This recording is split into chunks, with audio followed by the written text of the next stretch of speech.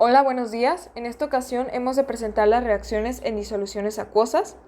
En mi equipo se encuentran Morfín Martínez, Cassandra Yaretsi, García Anguiano Regina y Roberto Valdés. Primeramente daremos una introducción de las definiciones acuosas. Tenemos su definición como tal, que nos dice que es una mezcla homogénea donde el agua actúa como disolvente. Esto es, básicamente el agua va a disolver al soluto, ¿no? Aquí nos referimos a agua porque pues el agua es el disolvente que más se utiliza, pero también pues un disolvente puede ser otra sustancia como por ejemplo el hexano, algún ácido, etc. Tenemos un ejemplo común que puede ser el cloro de sodio en agua que se disocia en el átomo de sodio y el átomo de cloro. El átomo de sodio con carga positiva y el átomo de cloro con carga negativa. Anteriormente mencioné que el agua es el disolvente más utilizado. Esto es debido a su polaridad, por eso se le considera como disolvente universal. Y esta polaridad permite rodear y estabilizar iones o moléculas polares. Tiene determinadas propiedades como la cual es el momento dipolar y la formación de enlaces de hidrógeno que hacen del agua un medio ideal para disolver muchas sustancias. Y la importancia de las disoluciones acuosas radica en que son importantes en procesos químicos, biológicos e industriales como reacciones metabólicas, tratamiento de aguas y síntesis química. Posteriormente voy a dar los tipos de reacciones en disoluciones acuosas, que son estos los principales. Primero tenemos las reacciones de precipitación. Ocurren cuando al mezclar dos disoluciones acuosas, los iones reaccionan para formar un compuesto insoluble o precipitado, que pues esto es cuando se empieza como a ir hacia abajo y se ve cómo se forma el sólido, que pues esta es la parte insoluble que se ha formado. Por ejemplo, tenemos una reacción de sulfato de sodio que reacciona con cloruro de bario para dar como producto sulfato de bario y cloruro de sodio. Y pues aquí lo que es el sulfato de bario va a precipitar, es lo que se va a ver cómo se precipita. Y tenemos aquí que tomar en cuenta las reglas de solubilidad, que estas ayudan a predecir qué compuestos serán insolubles. También tenemos a las reacciones de ácido-base, o también llamadas de neutralización, que esto es cuando interacciona un ácido, el cual va a donar átomos positivos de hidrógeno, y una base, la cual los va a recibir, produciendo agua y una sal. Por ejemplo, tenemos la reacción de ácido clorhídrico en medio acuoso, que viene siendo un ácido, y la base, que es hidróxido de sodio, para dar lugar a cloro de sodio y agua. En este caso se formó el cloro de sodio, que es una sal, y el agua. Este tipo de reacción es importante debido a que es clave en química analítica, en la regulación de pH y en procesos biológicos. Después tenemos a las reacciones redox o óxido-reducción, oxidación-reducción.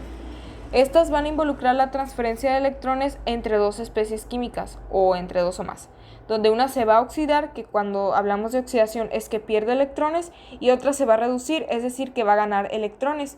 Por ejemplo, aquí tenemos el ejemplo del zinc sólido y el sulfato de cobre en medio acuoso, el cual va a dar como producto sulfato de zinc y cobre. En esta reacción el zinc se va a oxidar y el cobre se va a reducir. Este tipo de reacciones es aplicable en ciertos ámbitos de la tecnología, como las celdas electroquímicas, corrosión y también en reacciones metabólicas. Tenemos también a las reacciones de intercambio, también conocidas como metatesis. Estas van a implicar el intercambio de iones entre compuestos de una solución, como en reacciones de doble desplazamiento. La fórmula general, recordemos que era AB más CD da igual a AD más CB. Aquí vemos cómo se van a, desplazar los átomos y van a dar lugar a otros compuestos diferentes. Esto puede dar lugar a varios fenómenos, como lo cual es la precipitación, neutralización o formación de gases. Reglas de solubilidad.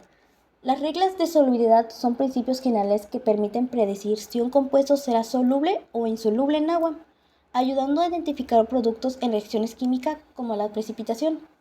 Estas reglas son esenciales para determinar qué tipos de compuestos formarán los precipitados. Generalmente tenemos tres tipos de compuestos. El primero de ellos sería el compuesto generalmente disolubles, que son sales de metales alcalinos, que es del grupo 1, compuestos como el litio, sodio, potasio y rubilio y cesio. son siempre solubles. Las sales de amonio, que viene siendo NHA4, todos los compuestos que contienen NHA4 son solubles. Ya el nitrato y los acetatos son solubles excepto en casos excepcionales con ciertos metales. El cloruro y el bromuro y el yoduro son solubles excepto con argón. Ya en el puesto 2 tenemos los compuestos generalmente insolubles, que son como los carbonatos, fosfatos, cromatos y sulfatos de metales pesados. También excepto que en estos los metales alcalinos y NH4. En el grupo 2 también tenemos los hidróxidos, OH. Son insolubles excepto en metales alcalinos y algunos metales alcalinoterros, o los sulfuros, que son insolubles excepto en los metales alcalinos, alcalinoterros y NH4. Y en el último puesto, que vendría siendo el 3, son aplicaciones de regla. ¿A qué me refiero con las aplicaciones de reglas? En reacciones de precipitación se usan estas reglas para predecir los compuestos de precipitación. Un ejemplo sería al mezclar Na2 con CO4, que viene siendo bromuro de sodio. Balanceo de ecuaciones químicas en disoluciones. El balanceo de ecuaciones químicas en disoluciones es un proceso para ajustar las cantidades de reactivos y productos en una reacción química que ocurre en medios líquidos, generalmente acuosos. El propósito de cumplir con la ley de conversión de la materia es que establezca la cantidad de átomos de cada elemento, que debe de ser igual en ambos lados de la ecuación. Este proceso es particularmente importante en reacciones que involucran los iones y electrones, como los tipos de ácido-base, de una precipitación, y de óxido de reducción, que son de redox. Tenemos el método de balanceo en disoluciones, que es el método del ion-electrón de semireacciones, que se utiliza principalmente en reacciones de redox y divide la reacción en dos semireacciones, en la oxidación a otra reducción. También balancea los átomos de cada semireacción, excepto el hidrógeno y el oxígeno, agregados con agua H2O, como para balancear el oxígeno más H, para balancear el hidrógeno en medio de ácidos. Otros también tenemos el método del esqueleto iónico. ¿A qué me refiero con esto? Esto es útil para reaccionar la precipitación de ácido-base y escribir las ecuaciones iónicas completas separando los compuestos solubles en iones. También balancea los átomos en cada elemento y sus cargas eléctricas de ambos lados, y es más fácil para simplificar eliminando los iones exceptor o aquellos que no participan directamente en la reacción. El método 3 vendría siendo el método de inspección, que es lo básico y se aplica para reacciones simples.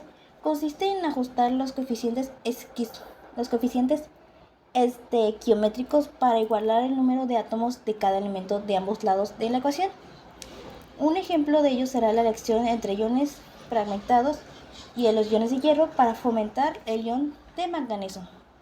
Bueno, para continuar con el tema de disoluciones acuosas, les vamos a explicar lo que son las unidades de concentración, ya que como futuros profesionistas del área de las ciencias químicas, pues muy probablemente nos veamos a la necesidad de preparar soluciones, y posiblemente nuestros futuros jefes nos digan hágalas a tal concentración. Entonces es importante que las conozcamos y nos familiaricemos con ellas.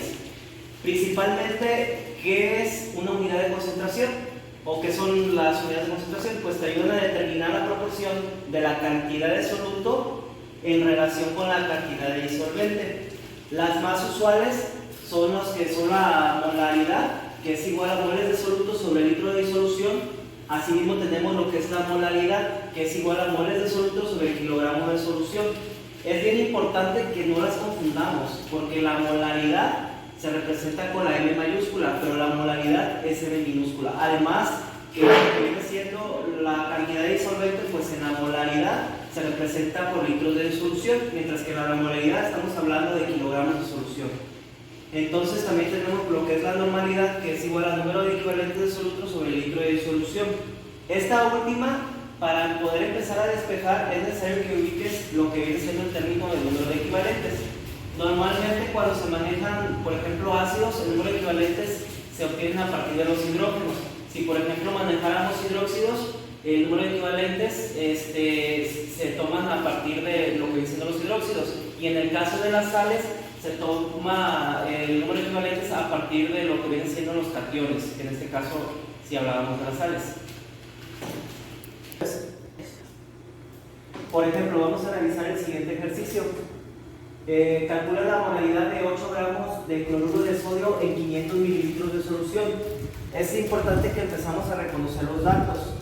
Por ejemplo, aquí estamos manejando lo que es una sal, que es cloruro de sodio. Entonces el primer paso es determinar los pesos moleculares y de dónde vamos a sacar las masas, pues las vamos a obtener a través de una tabla periódica.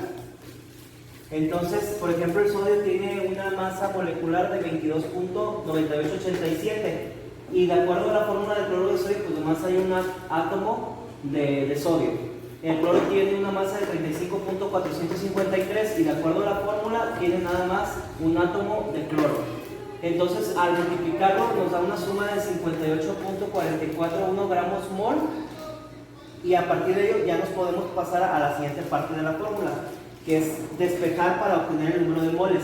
El número de moles lo sacamos a través de lo que son los gramos de soluto sobre la masa molecular.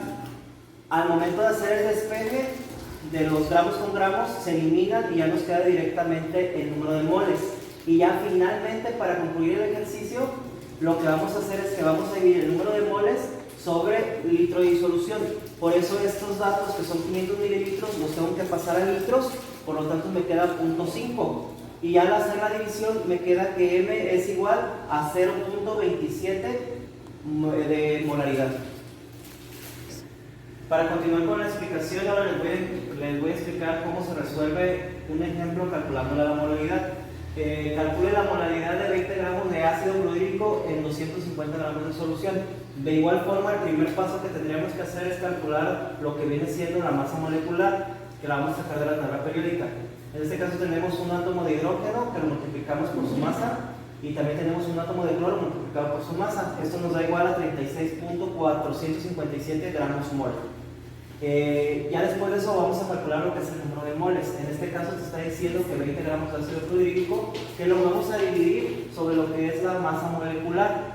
Al momento de dividirlo en las unidades se eliminan los gramos con gramos y nos va a quedar lo que viene siendo mol.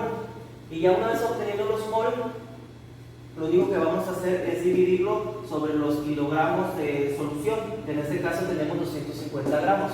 Esos 250 gramos los vamos a dividir sobre 1000 para convertirlos a kilos. Entonces nos queda 0.5486 sobre 0.250 y eso es igual a 2.19 en molaridad.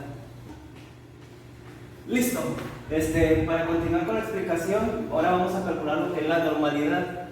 En este caso, pues la fórmula de la normalidad es igual al número de equivalentes de soluto por litro de solución. Y eso puede parecer muy complicado, pero realmente no lo es. Simplemente es tratar de diluir la información, de diluir la fórmula y de irla haciendo más sencillo.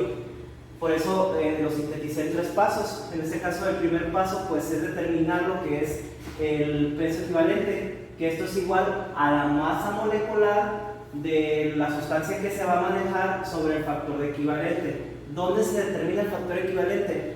Ya lo había mencionado anteriormente. En el caso de los ácidos se toma de los hidrógenos, en el caso de los hidróxidos se toma del ion OH y en el caso de las sales se toma de lo que viene siendo el catión metálico. Y para ello vamos a poner un ejemplo para que esto quede más claro. Por ejemplo, calcular la concentración normal de una solución que contiene 3.7 gramos de hidróxido de calcio en 500 mililitros. ¿Qué es lo primero que debemos identificar? ¿Con qué, en este caso, con qué compuesto vamos a trabajar? Que es el hidróxido de calcio. Entonces, el primer paso es calcular la masa molar. ¿De quién? De la sustancia. En este caso, la masa molar del hidróxido de calcio es 74.1 gramos mol. Ya una vez que tenemos eso, lo dividimos sobre el factor de conversión. En este caso, el factor de conversión, como ya lo he mencionado, en el caso de los hidróxidos, se toma pues del hidróxido y el factor de conversión es 2.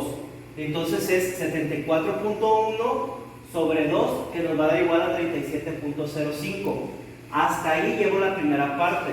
Paso 2. Calculo lo que viene siendo el número de equivalentes de soluto. Para despejar esta fórmula ocupamos los gramos de soluto sobre el peso equivalente. Ya tenemos el peso equivalente. Ahora lo que necesitamos es leer bien el ejercicio y en el ejercicio nos dice que tenemos 3.7 gramos de hidróxido de calcio. Entonces en este caso nuestro soluto van a ser los 3.7 gramos.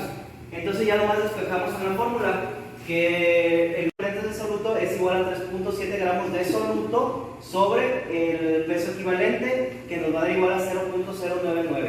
Hasta ahí ya casi concluimos, nada más nos falta el parte 3, que es despejar directamente la fórmula de normalidad. Para hacer eso, pues ya ponemos directamente lo que es el número de equivalentes de soluto sobre los litros de solución. Pero en este caso el problema, los litros no nos los dan litros, nos los dan mililitros. Pues hacemos un factor de conversión, dividimos los 500 mililitros sobre 1000 para pasarlo a litros, y entonces nos queda 0.099 sobre 0.500, que es igual a 0.198 normal. Y de esta manera concluimos el ejercicio.